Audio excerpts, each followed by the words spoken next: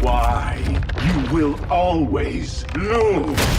Darth Vader, once the beacon of light and hope and all things good, fell from grace to become what he is today. The uber-iconic villain from the Star Wars saga is in fact dreaded by humans, young and old, because of his armor. Of course, it's much more than a fashion statement for the Sith Lord. It is what sustains him, something without which he would not survive. Yes, the armor gives Vader an array of exceptional abilities and strengths, and helps him sustain, albeit in an extremely painful fashion, but it also poses a number of restrictions. So you see, this is no Iron Man suit that would only enhance and enrich the wearer. Vader's armor is as dark and twisted as his very mind in history. In this video, I'll take you through every important aspect of the legendary armor, but before that, I will quickly bring you up to speed about how he got it in the first place, who built it, etc. So without further ado, let's get this intergalactic party started. Before we go into our explanation, we have a very small request. If you like our content, please support us by subscribing to our channel. This is a small click for you, but for us, it means a lot. Thank you. Let's begin.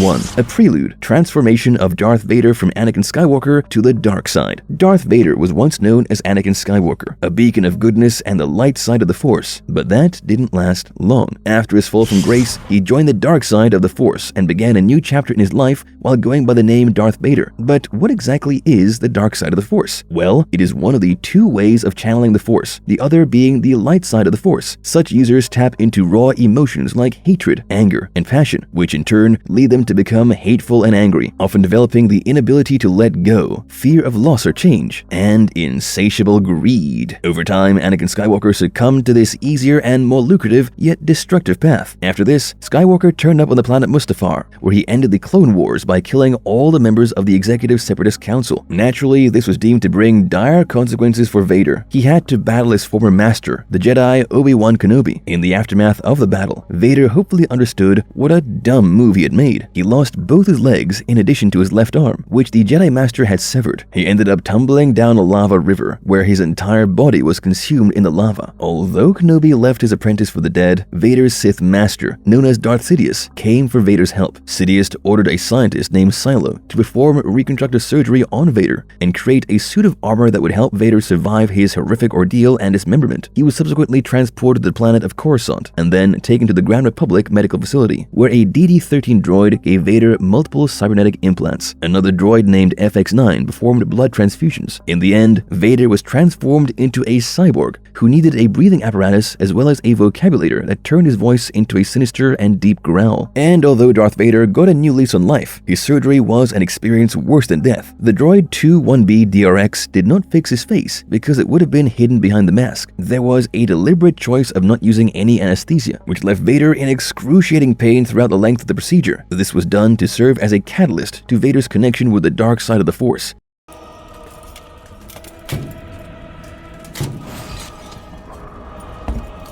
2. Darth Vader's iconic cybernetic limbs. Darth Vader's cybernetic limbs were a remarkable fusion of machine and flesh. His natural limbs now ended in bulbous grafts of flesh, which were connected to sophisticated machines. These machines triggered limb movement by interfacing with his damaged nerve endings. Neural links were implanted in the stumps of each organic limb. These links served as conduits for muscle impulses between Vader's brain and the limbs, enabling him to consciously control his cybernetic limbs. The servo motors in his cybernetic limbs were designed to mimic human joint movements, allowing for a range of motion, including rotation at joints like wrists, ankles, and knuckles. To power limb movements, hydraulic fluid was used in the limb pistons. Maintenance included periodic replenishment of hydraulic fluid and piston realignment during monthly sessions. One of the most remarkable features was the ability to adjust servo drivers and pistons in his forearms, which granted Vader immense strength. He could crush nearly anything he grasped and could lift an adult being off the ground using the power of his arms alone. His mechanical legs not only facilitated in walking, but also enabled powerful leaps over considerable distances, enhancing his agility. Initially, Vader's walking gait was slow and deliberate. With time, he adapted to his cybernetic limbs, walking more naturally, although his footsteps retained a distinct sound that announced his presence. The lower legs were constructed from durable durasteel alloy and reinforced with armor strips to withstand the weight of his heavy armor. His boots adhered to his artificial limbs and could magnetically attach to the bulkheads of spacecraft, providing stability and preventing him from being sucked out of open airlocks. Due to the weight of his armor, Vader rarely ran, but he could could run if the need arose. Knowing Darth Vader, he was not much of a runner. He would decimate you while approaching you slowly and stealthily, and he was not one to be afraid and escape from a perilous situation. He also possessed the ability to use force speed, although he rarely relied on it.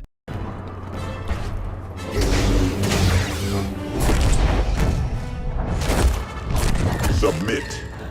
3. Replacing bones with advanced artificial structures. Darth Vader's suit is a complex amalgamation of alloys, metals, and biotechnological devices that serve to both sustain his life and provide him with prosthetic limbs, but they also help him remain upright. After the duel with Obi-Wan Kenobi, where he lost 2 legs and an arm, the suit became essential for his survival. His injuries required the replacement of many bones with durasteel and mechanical prosthetics designed to interface with the remaining organic tissue. Skin grafts were applied to the ends of his limbs, allowing them to fit into his gauntlets and boots, providing a more natural appearance. While his spine was not significantly damaged on Mustafar, it still required some artificial enhancements, particularly in the upper vertebrae. These enhancements included the replacement of some neck vertebrae with cybernetic components. He wore a thick, electrode-studded collar to support his helmet and protect the cybernetic devices that replaced parts of his upper spine. Additionally, parts of his ribcage were removed to make space for organ implants, with his sternum replaced by a perforated metal plate to accommodate cables leading to the chest computer. One of his shoulder joints, specifically the right one, also went partial prosthetic replacement. His remaining organic bones were modified to enhance their strength through mineral solutions introduced via nutrient feeds. Furthermore, his right collarbone featured a cartridge that administered a synthetic neurotoxin called cohunin, derived from cohoon centipedes, to reduce his perception of pain.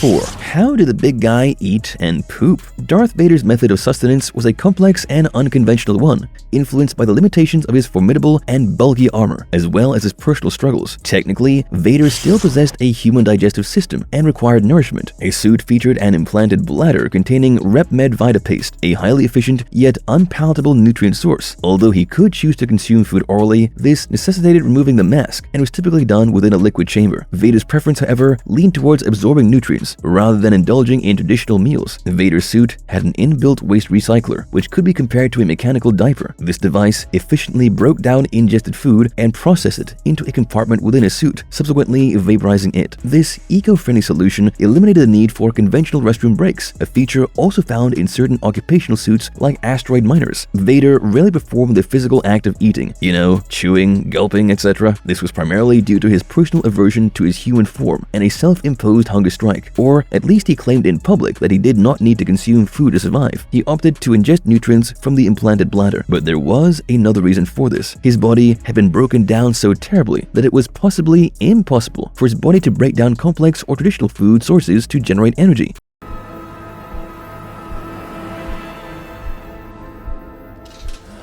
5. How does his iconic helmet work? Much like any Sith droid and Sith armor, Darth Vader's armor was created to radiate fear and intimidation. Anyone looking at him would outrightly become uncomfortable, which would ultimately serve as a combat advantage. The front portion of the helmet was carved so that it could fit perfectly on his head while showing his so-called face. The raised ridge of his helmet extended from the back of his head to his eyes. This ridge merged into pastel, obsidian, and durasteel, from which the helmet had been crafted. Apart from this, there were also 2 less jagged ridges. But was it just science and technology that went into the helmet's making? Well, probably not, because the already strong metallic hull of the helmet had been further enhanced and strengthened using a technique that was absent from the database of the Renal State Medical Academy. This suggests that they probably used dark side Sith alchemy to doubly strengthen the helmet's hull. But Vader's helmet is not just about protection, you see. It also serves as a link between his neurological data and his central chest computer. Furthermore, it also has radiator conduction pads that allowed excess heat to bleed out. I think you already know that Vader's helmet came with a mask as well. Now, this covered half of his head. Of course, it also had a menacing, skull-like appearance to increase the fear factor. The top of the mask was crowned with a circular outlook and an array of square slots, which served as a link between the helmet and the mask. All these components, including a silver disc, also helped air to go into Vader's lungs. In fact, there was a small backpack that held compressed air, which was collected with the help of an air pump located inside the top portion of the mask. Furthermore, the vocabulator, or the artificial enunciator, was lined connected electronically to Vader's voice processor, which in turn allowed Vader's vocal cords to make speech possible. His optical lenses are rather bulbous, and these served as visual filters that allowed Vader to observe wavelengths beyond the visible spectrum, that is UV and infrared. And as you can see, the front part of the mask is way more polished than the back portion. The base of the nose had a multi-purpose detector silver in color, which served as the armor's primary environmental sensor and was capable of detecting physical parameters such as atmospheric toxicity, temperature, radiation levels, etc. If he entered a completely new environment, the HUD in the lens would give him critical or important data like biosignatures. This could be controlled using the sensors that were aligned with his tongue and lips. When entering intense light or other hazardous situations, the secondary eye shields go into action in no more than 5 milliseconds. Of course, there were auditory fixtures and equipment as well, such as sonic dampeners, which also extended his hearing range from 0 to 40 kHz. Vader also had a hermetic collar wrapped around his neck. It served Vader's in his feedings as they were feeding straws that drew food and medicine in paste form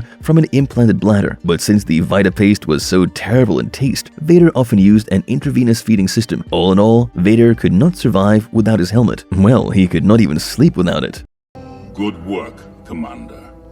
Leave us. Conduct your search and bring his companions to 6. How does he see things? Because of his great fall into the embankment of the lava river, Darth Vader also suffered quite a bit of damage to his eyes. Naturally, even his eyes were repaired and fixed with pieces of technology that became part of his armor. The bulbous lenses or goggles that covered Vader's eyes actually filtered certain wavelengths of light, which could cause more damage. It's like one of those blue light filter glasses we wear while working on PCs, but they also enhanced his vision. In the enhanced mode, Vader's optical sensors shifted toward the red end of the visible spectrum. In fact, the eyes of the mask also had a tint of red. You can actually see these when the lighting conditions are favorable. When the lights went out, Vader switched to infrared or ultraviolet vision, which actually served as a great tactical advantage. Since Vader received a steady stream of data, it helped him improve his connection with the Force.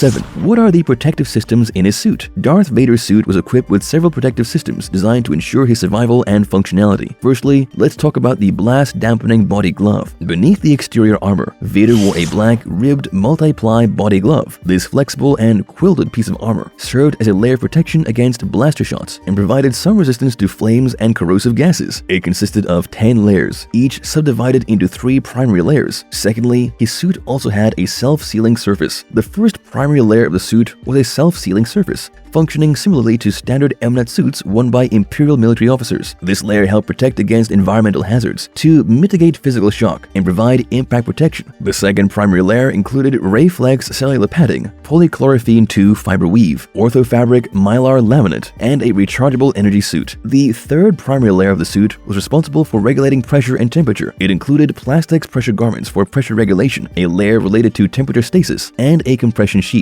Of course, there was a pain reduction gasket, but since I have already spoken about the cartridge containing Kohunin chemicals, let's move on. Likewise, I've also spoken about how the sensors connected to diagnostic systems continuously monitor his neural, cardiovascular, and pulmonary functions and interfaces. But the most important of these aspects is his extremely resilient outer cape and tunic, which sometimes flutters for some typical Vader-style dramatic effect. I'm pretty sure he had this stuff customized. The outer cape and tunic were made from armor weave material. They provided protection from environmental damage, including fire and acid jets, while still allowing for freedom of movement. The cape also acted as a protective barrier, minimizing the risk of grit and contaminants entering and potentially damaging the suit's sensitive electronics.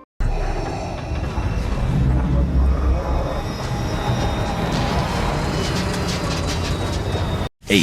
What's hidden inside his cloak? Vader's upper torso consisted of a single piece of durasteel structure, providing comprehensive protection. The armor was predominantly gray in color, but it did have black vertical stripes. A black chain could be found on the neck of the full shoulder pauldron. A long, flowing black armor weave cape was attached to the upper seam of the armor. Below the pectoral armor, there was a black tabard, open at the front and extending to the ground. The shoulder armor alone weighed 12.2 kilograms and offered resistance against blasters and energy blades, enduring minor surface damage when subjected to these weapon types. However, its weight hindered Vader's ability to raise his lightsaber to its full height, although he could still raise his hands above his head if necessary. But that would take him immense strength and wasn't always easy. Vader wore a plastoid girdle around his abdominal area, which provided protection to both his organic and synthetic internal organs. Right over his solar plexus was a chest unit responsible for regulating various life support functions of his suit, such as monitoring his neural systems and cardiopulmonary systems. The chest control box also had 3 slots for neural systems data, respiratory systems data, data and circulatory systems data, respectively. It also included rectangular buttons. Among these, the blue button activated the suit's auto control functions, while the red button, situated below the blue one, triggered the manual override. The rightmost switch at the bottom served as a system reset, while the other 4 switches on the bottom were programming touch plates. 2 shafts on either side of the control box functioned as life function sensor arrays. The data slots on the chest unit accepted RepMed data wafers of IX44A and slightly larger IX44AX sizes, which provided comprehensive diagnostics of all suit systems in not more than 200 milliseconds for monthly maintenance when inserted. These diagnostic records were required to be permanently archived. While the chest computer and other systems were designed to run for weeks, they could also be recharged through 2 access ports at the rear of the chest box, with the fastest method involving cables connected to a fusion furnace. Vader's belt, which went over his tabard, was primarily black and featured 3 metal boxes on the front. The middle box had a silver electromagnetic clasp with a release button and audio sensors. The other 2 symmetrical boxes contained several green, yellow, and gray buttons. The left box housed the respiratory controls, including 6 gray knobs for manual adjustment, a red system active indicator button, 2 green buttons for reset and manual toggle, and a gray rectangular surface that served as a carbon dioxide vent. The right box contained temperature controls, with 2 green buttons serving the same purpose as those on the respiratory controls, a heat vent below the green buttons, a system active indicator button, and manual adjustment knobs. The clasp also held a compartment with a spare energy cell for emergencies, a backup comlink, and a toolkit for basic suit repairs.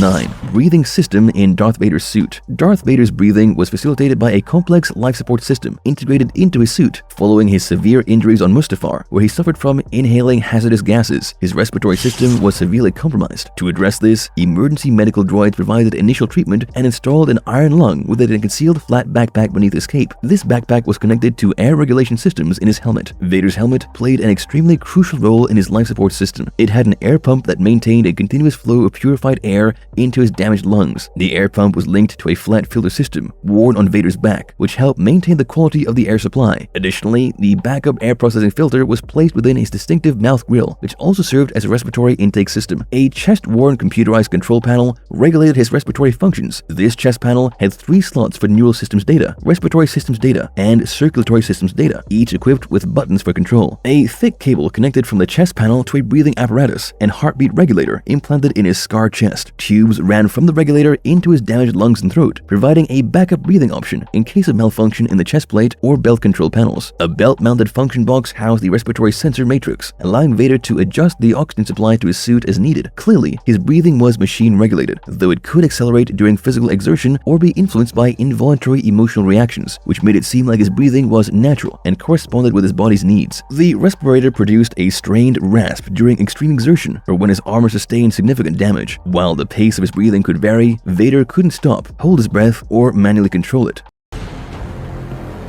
You were born. What defeat? 10. How does the function box in his belt work? As the name might suggest, the function box on Darth Vader's belt essentially controlled and monitored systems. The left system box on Vader's belt was equipped with a temperature regulation system. This system allowed Vader to control and adjust the temperature inside the suit. The sensitive temperature regulation system was powerful enough to enable him to withstand extreme environmental conditions, such as walking on the icy surface of Hoth, without requiring additional protection. Furthermore, it kept the interiors cool, which protected his dead and decaying flesh, skin, and organs. The right system box contained a respiratory sensor matrix. The center buckle of Vader's belt had an audio enhancement unit built into the electromagnetic clasp. In addition to the temperature regulation and respiratory sensor matrix, Vader's belt also housed some essential tools and equipment. This included a small toolkit for minor suit repairs, a spare energy cell for emergencies, and a backup comlink for communication. Obi-Wan has taught you well. 11. A closer look at Darth Vader's awesome gloves and boots. Darth Vader's iconic gloves and boots were more than just fashion statements. They were crucial components of his armor, equipped with advanced features to enhance his combat capabilities. Vader's gloves, crafted from a micronized Mandalorian armor weave, served multiple functions. These gloves were designed to withstand glancing lightsaber strikes and deflect blaster bolts, providing essential protection during combat. They also had magnetic clasps that securely fastened to his prosthesis tubing, ensuring that his equipment and clothing remained in place during during intense battles. Notably, the gloves came with grip augmentation circuitry, enhancing his ability to wield objects and control his environment. Furthermore, they contained extra padding, enabling Vader to have a better tactile sense and feel for his cybernetic arms, which was especially crucial given his limited mobility. These gloves, along with the rest of his armor, contributed to the mystique of his appearance, often leaving adversaries uncertain about which parts of his body were cybernetic. In particular, Vader's right glove infused with the essence of indestructible Sith amulets, which could absorb energy. This meant that he could use the Force to predict the trajectory of blaster bolts and extend his right hand to intercept and absorb them effortlessly. This feature made him a formidable adversary, capable of negating enemy fire with ease. Vader's boots were equally impressive in their design. They featured shin armor made of durasteel, providing crucial protection for his lower limbs. The hinged shin armor allowed for flexibility in movement while walking. The boot soles contained a ferromagnetic core activated by controls operated via Vader's mouth. This feature generated a powerful magnetic field akin to those used in zero-gravity spacesuits, enabling Vader to cling to starship hulls or other magnetic surfaces as needed. 12. Does Darth Vader's armor change his fighting style? The evolution of Darth Vader's fighting style was actually an effect of his armor and the disabilities and abilities the armor provided him. In the prequel trilogy and the Clone Wars television show, Anakin Skywalker exhibited an acrobatic and high-flying fighting style. His natural affinity with the Force allowed him to move with incredible agility, leaping and dashing with the grace of a dynamo in combat. His duels were characterized by swift and dynamic movements, which went on to show that he was a master of the Force and lightsaber combat. However, once he was reconstructed into Darth Vader, the weight of his armor and the integrated machinery imposed significant limitations on his mobility. Raising his lightsaber above his head became an arduous task due to the encumbering suit. Even with the aid of the Force, Vader's movements evolved into a deliberate and powerful style, much like a formidable tank rather than the agile fighter jet he once was. The climactic scene in Rogue One, A Star Wars Story, vividly illustrates this transformation. Darth Vader steadily advances down a corridor, using his mastery of the Force to compensate for his reduced walking speed and employing his lightsaber to deflect blaster bolts. 13. Need of meditation chamber. Shortly after being encased in his life-sustaining suit, Darth Vader began experiencing bouts of claustrophobia and an overwhelming urge to briefly free himself from its confines. To address this need, he commissioned the construction of specialized meditation chambers known as meditation pods. Within these meditation pods, Vader found solace. While he couldn't completely remove his mask, he could take respite in a hyperbaric medical chamber, such as the one aboard his colossal Star Dreadnought Executor. This chamber provided a pressurized life support environment filled with medicated and oxygenated air, allowing Vader to exist without his mask for brief moments in relative comfort. He was adamant about maintaining his privacy during these moments and relied on mechanical devices to independently remove and replace his helmet and metal breath screen. The very surgical theater where he was initially transformed into a cyborg may have utilized a similar pressurized gas mix, which was crucial until his mask could be securely sealed. A retractable respirator tube provided a lifeline, enabling him to survive for a short duration with the meditation pod momentarily open. These chambers were equipped with motion-sensitive controls and were lifted by servo lifts. Marvelous verdict. So, although one may think that Darth Vader is the fiercest villain ever created in the history of cinema and books, being him was not easy. While his suit gave him enhanced powers and abilities, it subjected him to an equal amount of discomfort and limitations. Darth Vader's suit, while providing durability and protection, imposed numerous limitations and discomforts. The synth skin covering his seared flesh itched incessantly, and his body required regular cleansing and scrubbing of necrotic tissue. His breathing was a constant rasp, hindering restful sleep, which often led to nightmarish scenarios. The weighty armor and electrode-studded collar restricted his movement, making it challenging to lift his arms above his head. The gloves and elbow-length sleeves didn't fit snugly on his artificial limbs, and the pneumatic mechanisms were occasionally slow to respond. Vader's prosthetic legs were encased in boots that did not offer ideal sensitivity, affecting his mobility and grace. The footwear's raised heels made him feel rooted to the ground and required cautious movement. The suit's delicate electrical systems demanded protection during duels, and even a single button press could deactivate it. The inferior alloy used in his leg prosthesis caused snags in the bodysuit, further impeding his ease of movement. But then again, despite these discomforts and limitations, the suit granted him enhanced durability, resistance to lightsabers, and the ability to survive harsh environments. In conclusion, the armor remained a constant reminder of his lost humanity and the physical and psychological challenges he endured. And if you liked our content, don't forget to leave a like and subscribe to us if you haven't already. Have a good one and be safe. Thanks everyone.